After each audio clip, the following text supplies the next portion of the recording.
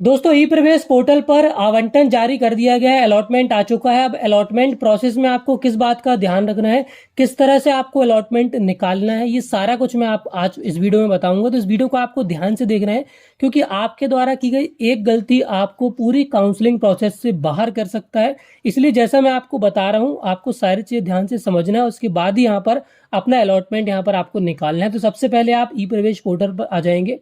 अब यहाँ पर आने के बाद आपको कुछ इंस्ट्रक्शन दिए गए हैं अलॉटमेंट को लेके, तो वो मैं आपको सबसे पहले दिखाना चाहूंगा।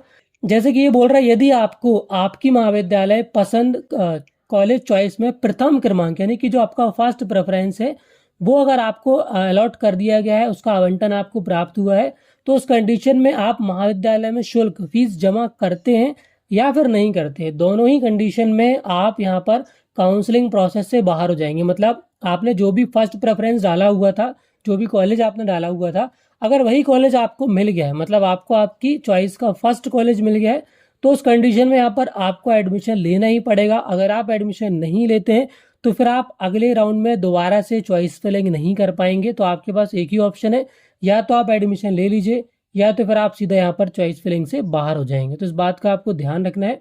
उसके बाद यहाँ पर बोल रहे थे, आपका आवंटन वर्तमान में किसी महाविद्यालय में आवंटित किया गया है और आप उसे पुष्टि कन्फर्म नहीं करते हैं, तो आपके समस्त विकल्प कॉलेज चॉइस निरस्त हो जाएंगे और अगले चरण में भाग नहीं ले सकेंगे। तो अगर आपको कोई भी कॉलेज अलॉट हुआ है और आप उसे कन्फर्म नहीं करते हैं, तो ऐसी स्थिति में यहाँ पर आपका जो चॉइस फिलिंग काउंसलिंग से जो है आप बाहर चले जाएंगे और आप अगले राउंड में भी यहाँ पर चॉइस फिलिंग नहीं कर पाएंगे।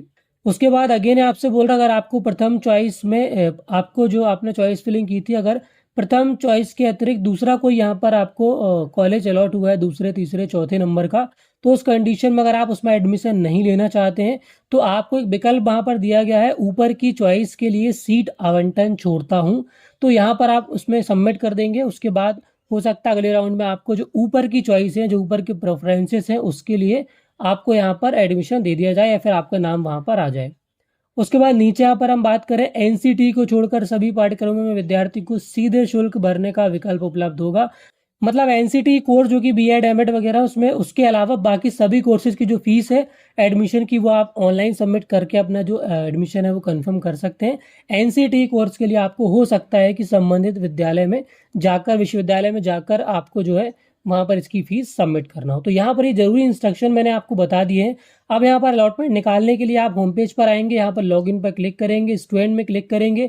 आपका जो आईडी पासवर्ड आपके पास होगा, आपने जब रजिस्ट्रेशन किया था, वो आईडी और पासवर्ड आपको यहाँ पर डाल देना है। कैप्चा कोड डालकर सबसे पहले आप साइन इन कर लेंगे।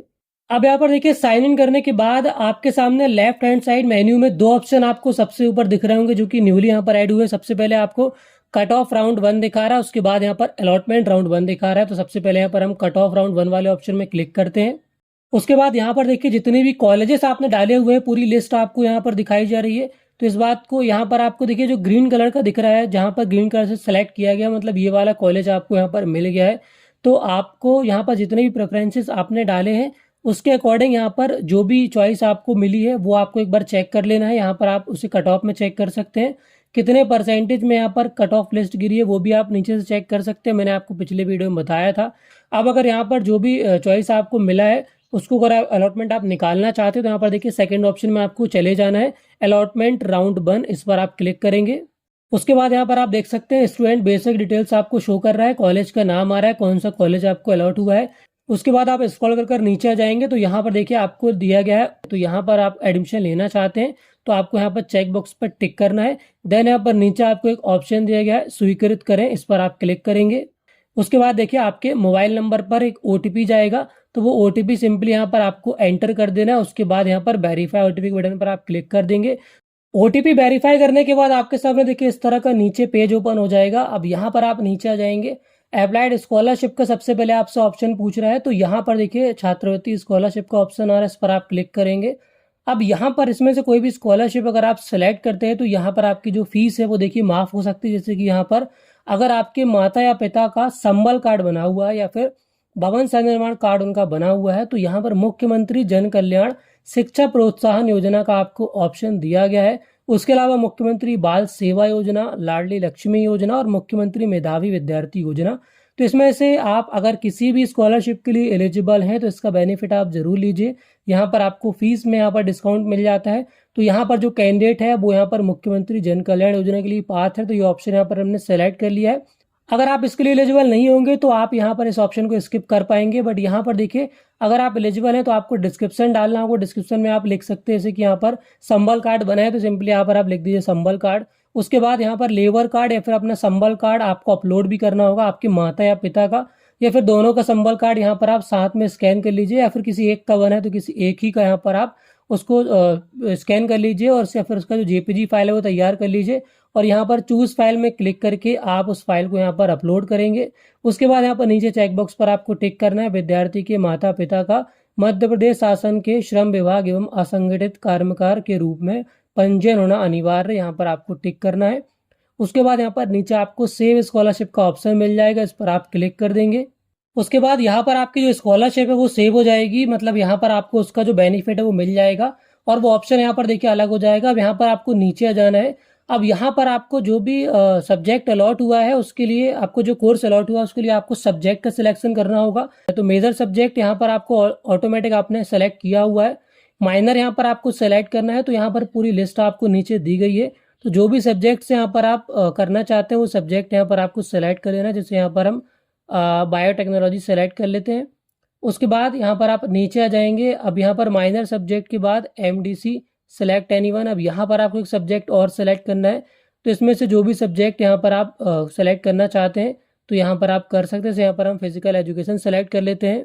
उसके बाद दोस्तों यहाँ पर देखिए हम नीचे आ जाएंगे। अब यहाँ पर डायरेक्ट हमारे सामने प्रिंट का ऑप्शन आ रहा है, बट यहाँ पर आपके सामने फीस पेमेंट का ऑप्शन आ रहा होगा, मेक पेमेंट का ऑप्शन आ रहा होगा। अगर यहाँ पर आप स्कॉलरशिप वाला ऑप्शन सिलेक्ट नहीं करते हैं तो, बट यहाँ पर ये जो कैंडिडेट है वो यहाँ पर स्कॉलरशिप के लिए एलिजिबल है, इसलिए उसके सामने पेमेंट करने का ऑप्शन नहीं आ रहा है और यहाँ पर डायरेक्ट प्रिंट का ऑप्शन आ रहा है, जिसके बाद यहाँ पर इसका जो अलॉटमेंट है वो निकल जाएगा।